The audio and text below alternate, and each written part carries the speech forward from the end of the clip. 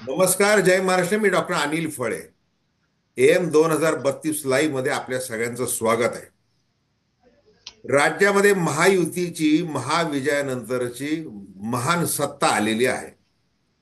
या सत्तेसमोर जेवढं सुकर काही दिसतंय तेवढंच दुःखद देखील अनेक गोष्टी आहेत आणि त्याच्यामध्ये मुख्य आहे ते आता अर्थार्जन कसं करायचं, ते अर्थकारण कसं मार्गी लावायचं ते.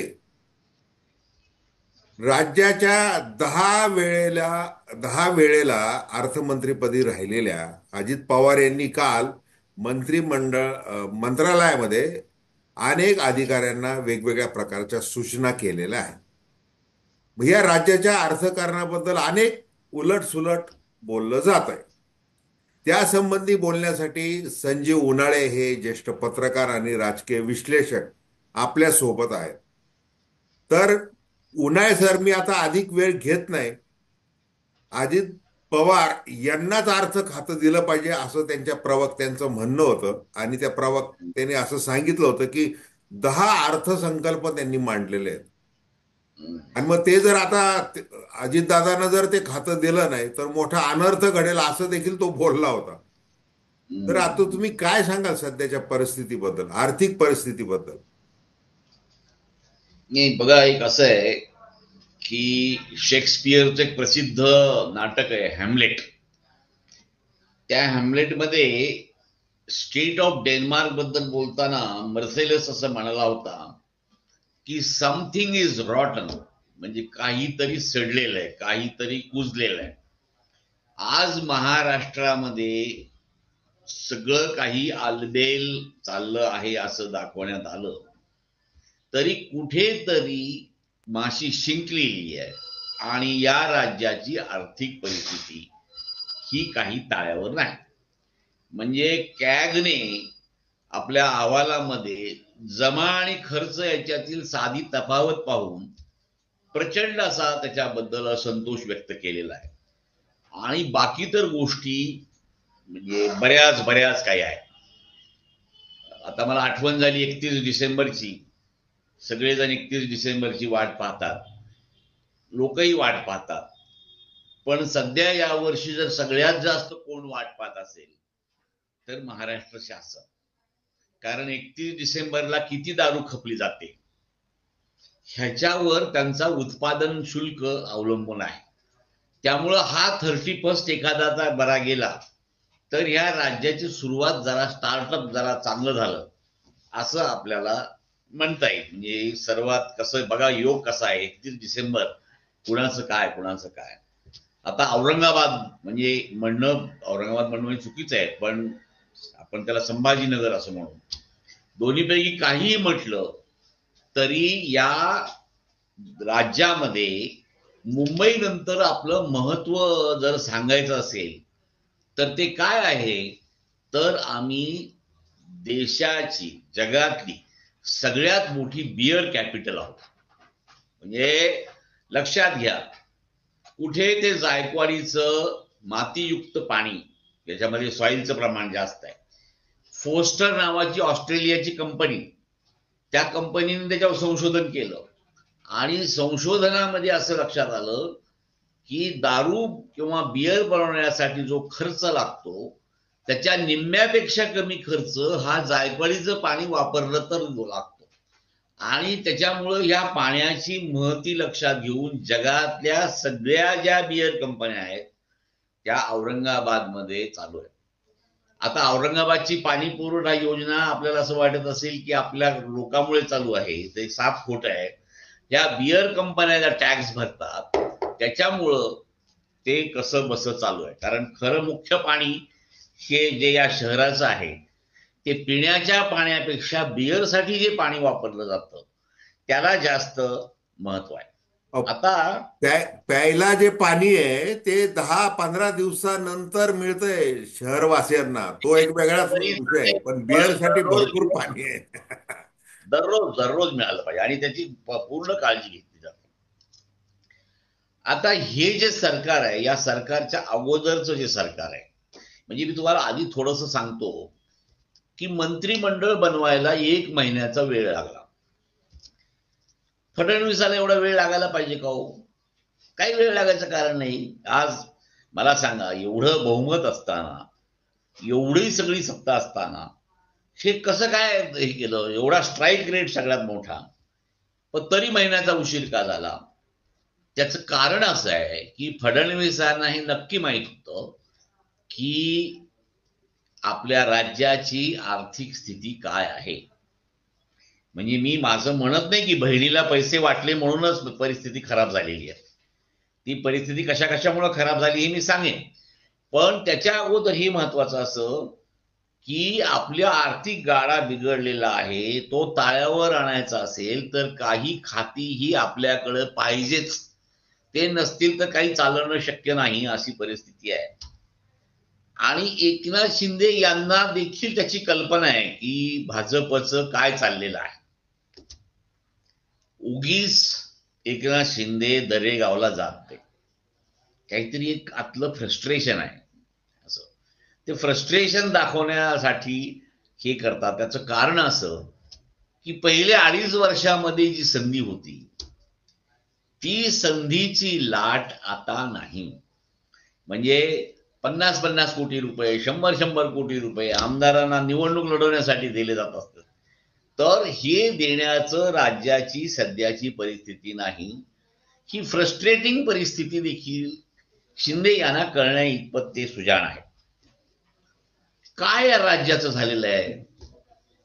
तर या राज्याचं सध्या कंत्राटदार केंद्रित असं राज्य म्हणून सगळीकडे त्याची महती झालेली आहे. काय सगळ्यात मोठा असेल तर कंत्राटदार. एक काळ हेच फडणवीस मॅग्नेटिक महाराष्ट्र म्हणत होते, म्हणजे जे जेव्हा फुल फ्लेज्ड मुख्यमंत्री होते तेव्हा. आता मधल्या 2.5 वर्षामध्ये त्यांना मॅग्नेटिक महाराष्ट्र काही आठवला नाही.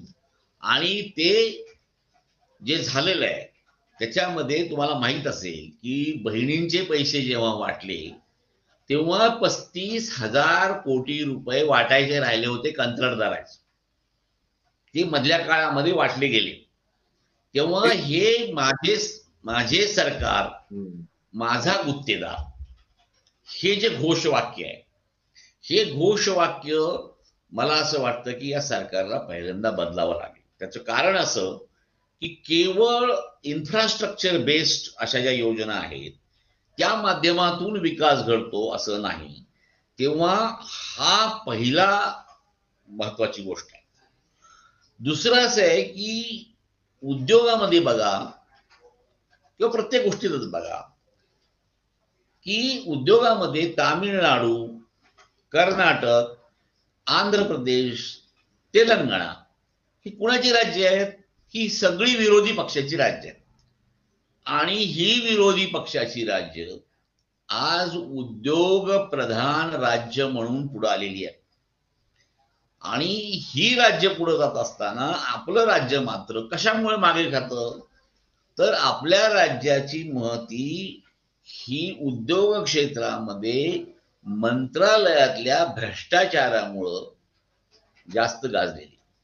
म्हणजे अधिकाऱ्यांचे हात ओले केल्याशिवाय या राज्यामध्ये काहीही चालत नाही.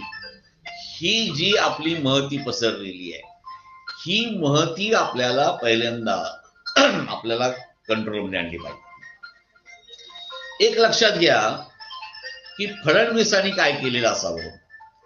तर फडणवीसांनी एक महत्वाचं काम केलं, ते म्हणजे आधी या राज्याला शिवसेना आणि राष्ट्रवादी हे 2 सुभेदार होते. म्हणजे त्यांचं सुभेदारी होती. म्हणजे समजा शिवसेना म्हटलं तरी मुंबईवर सुभेदारी होती, राष्ट्रवादी म्हटलं तरी त्यांची एक वेगळी सुभेदारी होती.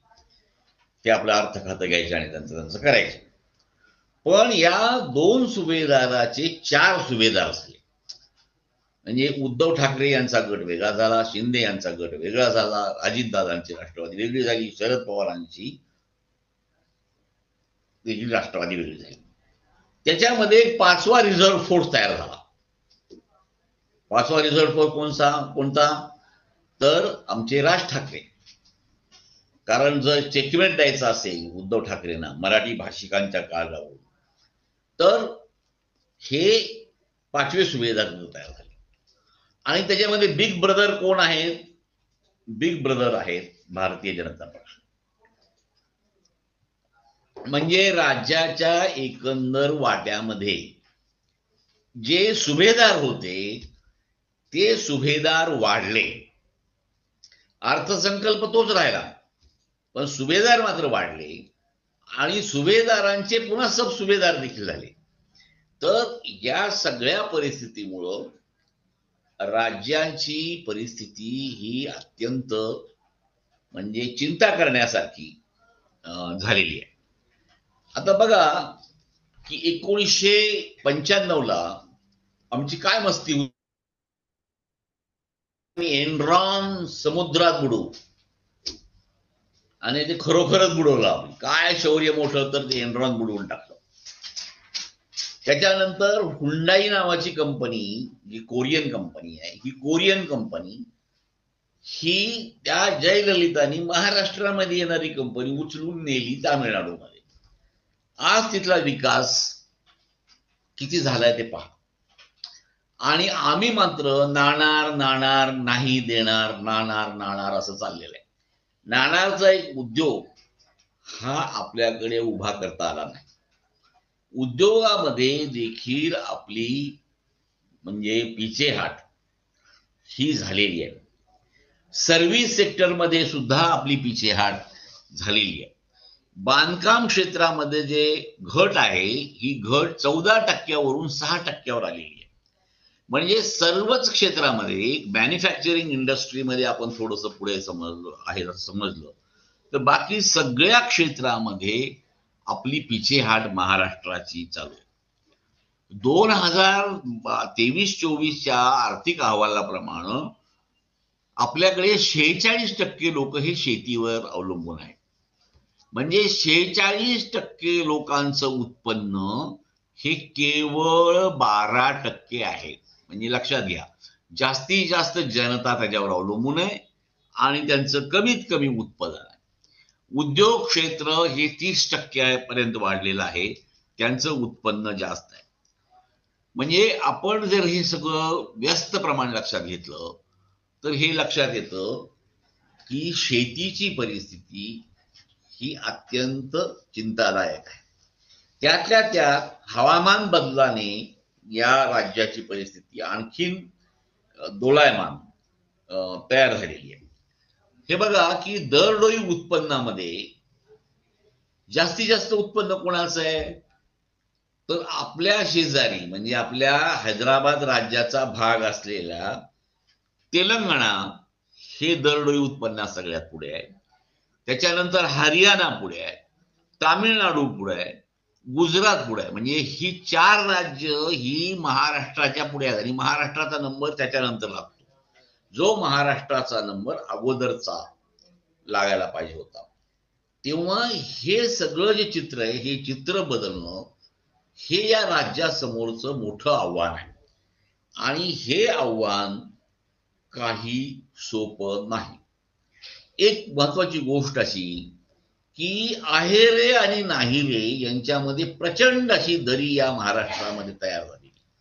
श्रीमंत माणसं म्हणजे खूपच श्रीमंत, म्हणजे अदानी अंबानी सारखे बरेचसे उद्योजक जे आहेत असे मोठे मोठे, त्यांचं उत्पन्न कुठल्या कुठे गेलेलं आहे. आणि नाहिऱ्यांचं जे पण आहे परिस्थिती ती अशी आहे की त्यांना म्हणजे खाण्यापुरतं सुद्धा मिळत नाही अशी परिस्थिती झाली. एक काळ असा होता की मनरेगा सारखी योजना ही या सगळ्या लोकांना जीवनदायी होती, या लोकांना रोजगार देत होती आणि ज्याच्यातून आपल्या राज्याची उत्पादन क्षमता वाढते तशी सबसिडी दिली जावी असं काँग्रेस सरकारचं म्हणणं होतं.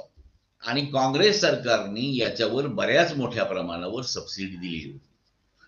पण ही सबसिडी बंद करून या सरकारने म्हणजे भारतीय जनता पक्षाच्या सरकारनं जी सबसिडीचा जो पायंडा रचला हा पायंडा हा व्यक्तिगत हिताच्या ज्या योजना आहेत त्या योजनाला म्हणजे ज्याला दिल्लीमध्ये ते रेवडी म्हणतात, पण आता रेवड्या आपणच वाटलेल्या सगळ्यांनी, तर अशा रेवडी बहादर अशा लोकांना खैरात देणाऱ्या योजना ह्या मला असं वाटतं की याची सबसिडी ही मोठ्या प्रमाणावर आपण दिलेली आहे.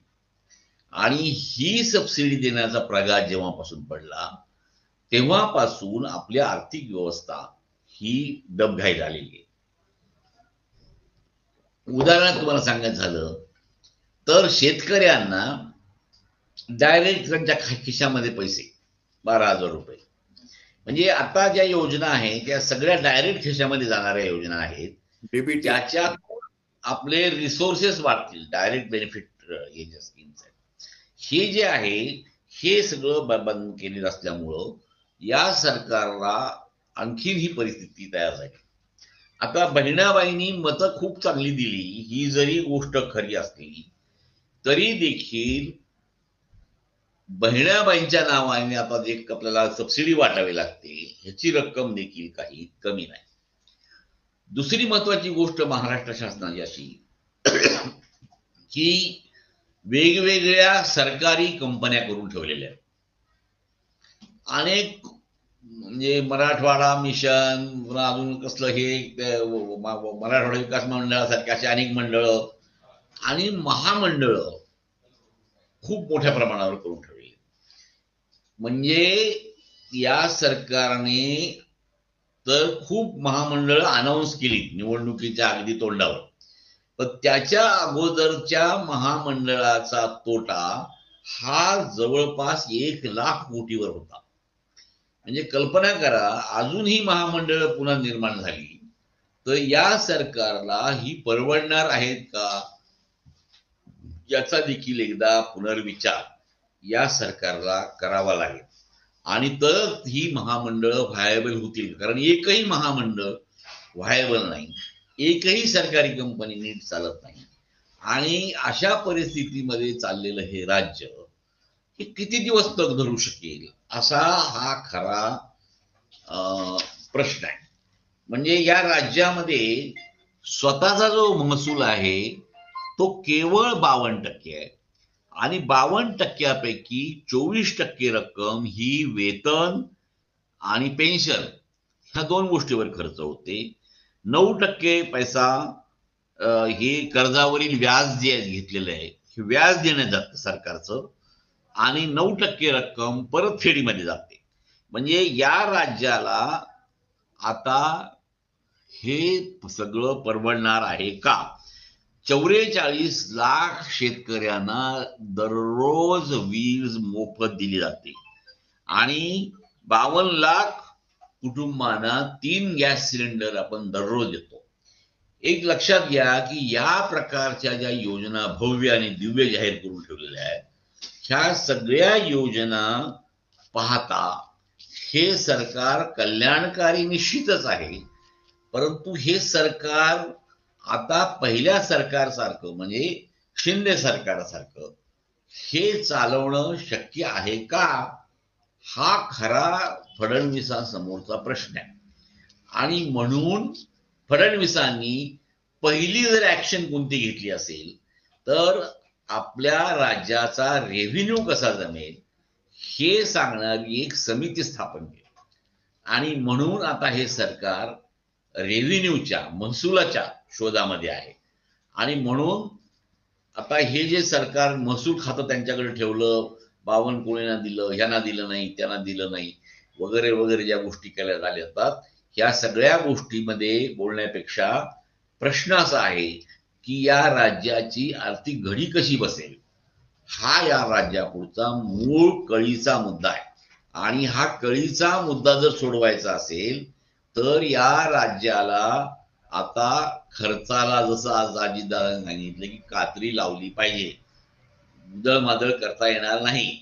आणि या सरकारने बघा प्रत्यक्षामध्ये मला हा बंगला नको, तो बंगला पाहिजे, मला फ्लॅट नको, मोठा फ्लॅट हवा आहे. आता हे अशा पद्धतीची विधानं आणि धडाधड सगळ्या व्हिजिट देऊन याला फायलावर घे, त्याला फायलावर घे. कुठे गेले ते 250 कोटी रुपये? 250 कोटी रुपये आम्हाला कसे मिळाले नाही, कसं काय सुरू केलं नाही बांधकाम म्हणजे ते हॉस्टेलचं? तर आता हे अशा पद्धतीची दमदाटी करून हे सरकार चालणार नाही. या सरकारला आपल्या जमिनीवर पाय ठेवून चालावं लागेल आणि किमान पक्षी हे सरकारची स्थिती ताळ्यावर आणण्यासाठी अजितदादा जरी असते तरी किमान सुरुवातीची 2 वर्ष ही या सरकारला आर्थिक परिस्थिती ताळ्यावर आणण्यामध्ये लागेल. म्हणजे पक्ष फोडताना खूप चांगलं वाटलं, पण सुभेदार जे तयार झाले त्यांना सुभेदारी द्यावीच लागेल आणि ते सुभेदारी काढल्याशिवाय सोडणार नाही.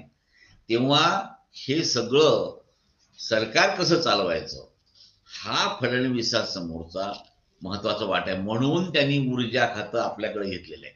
कारण ऊर्जेमध्ये होणारा जास्तीत जास्त खर्च वाचवण्यासाठी त्यांनी ठरवून टाकलं की ऊर्जा हे आपल्याकडे घेतलं पाहिजे, सोलारमध्ये आपण स्वयंपूर्ण झालं पाहिजे, असा एक अजेंडा त्यांनी जो ठरवलेला आहे. हा अजेंडा तंतोतंत पाळण्यामध्ये किती ते यशस्वी होतात याच्यावर या सरकारचं यश हे अवलंबून आहे. आणि म्हणून माझं असं म्हणणं आहे की मंत्रीपद कुणाला मिळालं, सरकार कुणाचं आहे याच्यापेक्षा आता तुम्हाला पूर्ण बहुमत दिलेलं आहे. आता तुम्हाला तक्रार करायला वाव नाही. विरोधक बिचारे पायऱ्यावर घोषणा देत बसतात, फार फार तर रस्त्यावर येतात. पण आता तुम्हाला सरकार पूर्ण दिलंय तर आता तुम्हाला 100% यशस्वीतेने चालवता आलं पाहिजे की नाही. तेव्हा ते 100% यशस्वीतेने चालवण्याचा जाब ही जनता तुम्हाला विचारणार आहे. आणि याची जी कल्पना आहे ही मला असं वाटतं की फडणवीसांना खूप चांगली आहे. कारण फडणवीस हे सगळे, त्यांना सगळे राज्याची परिस्थिती हे सगळं माहिती आहे. तेव्हा एकंदर त्याच्या दृष्टीने पाहिलं तर ह्या राज्य शकट चालवणं हे या सरकार समोरचं मोठं आव्हान आहे. आणि त्याच्यासाठी अनेकांचा वाईटपणा त्यांना घ्यावा लागेल आणि वाईटपणा सगळ्या सहयोगी पक्षांचा घ्यावा लागेल. आणि जुन्या ज्या सवयी लागलेल्या आहेत मागच्या 2.5 वर्षातल्या ह्या सवयी सोडून देण्यासाठी त्या घटकांचे मंत्री तयार होतील का. ते म्हणतील आमचं तर राज्य तेव्हा कसं होतं, कसा राजा होता, कशी प्रजा होती. तर आता राजालाही बदलावं लागेल आणि प्रजेलाही बदलावं लागेल. तेव्हा आता कोण पहिल्यांदा बदलतो हा खरा प्रश्न आहे. नाही उन्हाळे साहेब, तुम्ही आता महाराष्ट्र थांबणार नाही म्हणजे अशी प्रतिज्ञा देवेंद्र फडणवीस यांनी मुख्यमंत्री म्हणून केलेली आहे. आणि त्या अर्थाने त्यांनी एक दिलासा देण्याचा प्रयत्न केलेला आहे महाराष्ट्रातल्या जनतेला. तुम्ही टीका करताय किंवा एकदम नकारात्मक बोलताय किंवा काय सगळंच कसं हे झालेलं आहे असं तुमच्या बोलण्याचा एकूण आर्थिक दृष्ट्या तुम्ही ज्या वेळेला मांडणी करताय असा तुमचा रोख आहे. परंतु तो जो देवेंद्र 3.0 हे जे सरकार आहे, देवेंद्र पर्व जे सुरू झालेलं आहे, या पर्वाचे जे काही पाठीराखे म्हणा किंवा समर्थक म्हणा, जे काय म्हणायचं ते म्हणा, त्यांना हे तुम्ही जे काही नकारात्मक जे बोललेलं आहात हे अजिबात मान्य होणार नाही हे लक्षात घ्या आधी. आता त्यांनी 100 दिवसांचा ऍक्शन प्लॅन दिलेला आहे प्रत्येक मंत्र्याला. जसं मग त्याच्यामध्ये मंत्री म्हटल्यानंतर अर्थमंत्री अजित पवार देखील आले आणि मुख्य म्हणजे तो मुख्य तो तिजोरीचा प्रश्न आहे. आणि त्याशिवाय काही बाकीचं म्हणजे सगळं सोंग आणता येतं, पैशाचं आणता येत नाही. त्यांनी सांगितलेलं की कर चोरी होऊ नये, कर वसुली वेळेत झाली पाहिजे, याकडे अधिकाऱ्यांनी लक्ष दिलं पाहिजे वगैरे वगैरे ते सगळं सांगितलं. ते सांगत असताना त्यांनी तुम्ही जो उल्लेख केला की आर्थिक पाहणी अहवालामध्ये मागच्या वेळेला काय म्हटलेलं आहे, कॅगनी काय रिपोर्ट दिलेला आहे, हे हे त्यांच्या लेखी आहे. परंतु याच्यामध्ये आता आपल्याला पुढे जायचा असा निर्धार त्यांनी केलेला आहे. मग हे सगळं नकारात्मक चित्र बदलण्यासाठी ते काय सकारात्मक करतात. आणि त्यांचे मंत्री जे आहेत, असं अनेक मंत्री आता खासगीमध्ये त्यांचे कार्यकर्ते पीए वगैरे सगळे बोलतात आहे. आता साहेबांचा निवडणुकीमध्ये जास्त खर्च झालेला आहे, तो सगळा वसूल करायचा आहे. त्याच्यानंतर तुम्ही ते गुत्तेदार वगैरे जे बोललेला आहात ती वस्तुस्थिती आहे. म्हणजे 40% बिलं अजून ते थकीत आहेत अशी ती लेखी मागणीच केलेली आहे सरकारकडे. अशा अनेक गोष्टी आहेत त्या. आता याच्यामध्ये मग सर्वसामान्य माणसाला अर्थसंकल्प काय कळतो, मग त्याला तो अर्थसंकल्प माहिती झाला पाहिजे, तो कसा वाचला पाहिजे, कसा समजावून घेतला पाहिजे. याबद्दल अर्थसंकल्प साक्षरता वाढवण्यासाठी स्वतः देवेंद्र फडणवीस यांनी एक पुस्तक लिहिलेलं आहे. हो, आणि चांगलं पुस्तक आहे. ते लिहिलं होतं उद्धव ठाकरे यांच्या काळामध्ये. आणि त्याचं प्रकाशन म्हणजे विरोधी पक्ष नेत्याने लिहिलेल्या पुस्तकाचं प्रकाशन उद्धव ठाकरे यांनी केलेलं आहे. म्हणजे महाराष्ट्रातला राजकीय लोक ज्या वेळेला आपल्या सोयीनुसार एकत्र येतात, हसतात, गप्पा मारतात, त्यावेळेला ते राज्याच्या भल्याचा देखील काहीतरी विचार करत असावेत, असा काहीतरी एक आशेचा किरण अधूनमधून दिसत असतो. आता मग माझा तुम्हाला असा प्रश्न आहे की अगदी आबाळ फाटलेले आर्थिकदृष्ट्या आता अर्थ खात्याला जोड दिलेली उत्पादन शुल्कचे म्हणजे बघा, आज दैनिक लोकमतने जे काही मुख्य बातमी प्रकाशित केलेली आहे, त्या बातमीमध्ये सगळं तपशील आलेल की अजितदादा पवार आता काय करू इच्छितात. आणि छत्रपती संभाजीनगरचं किंवा ते जायकवाडीचं जे पाणी आहे, मग ते बिअरसाठी कसं उपयुक्त आहे वगैरे हे सगळं तुम्ही बोललेलं आहात. मग ते उत्पादन शुल्काशी त्या खात्याशी संबंध आहे त्याचा. आता नवीन परवाने द्यायला पाहिजेत. म्हणजे 1972 नंतर हे परवाने दिले गेलेले नाहीत, तर ते एकमेकामध्ये हस्तांतरित होतात आणि 10 कोटी रुपये त्याला मिळतात. म्हणजे परस्पर त्यांचे व्यवहार होतात. आणि त्याला शासनाची जी परवानगी असते त्याच्यामध्ये फक्त 1 कोटी रुपये शासनाला मिळतात. आता ते वाढवलं पाहिजे. मग आता तुम्ही मला शेवटी जाता जाता हे सांगा की हे या कशा अर्थाने हे सावरू शकतात. नाही, एक गोष्ट, पहिली गोष्ट सांगतो की मी तुम्ही तुम्ही नकारात्मक तुम्ही बोललेलो 2 वर्ष सांगितलेले, 2 वर्ष ते स्ट्रगल करतील. नाही. मी नकारात्मक बोललेलो नाही, मी वस्तुस्थिती दर्शक बोललेलो आहे. खरी जी वस्तुस्थिती आहे ती ही सरकारी मान्य करेल आणि आम्ही मान्य करतोय, सगळ्यांना मान्य करणं भाग आहे. मी नकारात्मक तुम्ही बोलला असं यासाठी पण म्हणलंय, ते आता समर्थकांना वाटतं तसं, म्हणून हो, ते बरोबर, बोललंय त्यांच्या हे वस्तू समर्थकांना वाटतं की तुम्ही. आपल्या घरात दिवाळी देता येईल. हा. बरोबर आहे. हा. पण आता प्रश्न कसा आहे माहिती का या सरकारसमोर, की हे जे सरकार आहे हे सरकार आधीच मागच्या बॅकफूटवर आहे. म्हणजे आम्ही पहिला नंबर, आता थांबणार नाही, आम्ही बरोबर पुढे जाणार, झपाट्याने पुढे जाणार. मला असं वाटतं की अतिशय सकारात्मक अशी ही स्लोगन फडणवीसांनी दिलेली आहे. म्हणजे या स्लोगन बद्दल देखील आता हे की आम्ही आता थांबणार नाही, कारण खरं खरं थांबायचीच वेळ आली होती, पण आता थांबणार नाही, आम्ही आता पुढे जाणार आहे. हे पुढे जाण्याचं जे सकारात्मकता आहे, ही सकारात्मकता आपण जशी स्वीकारली तशी सकारात्मकता या तिन्ही पक्षांनी निर्माण केली पाहिजे. अडथळे जर निर्माण केले, त्याच्यामध्ये गतिरोधक जर निर्माण केले, तर हे सरकार गतीने पुढे जाऊ शकणार नाही. विकास हा जर व्हायचा असेल तर उत्पादन शुल्क तर उत्पादन शुल्क. म्हणजे उद्या तुम्ही संदीपान भुमरे यांना विकासाचे अध्वर्यू जरी म्हटलं तरी हरकत नाही, काही हरकत नाही. म्हणजे छान आहे.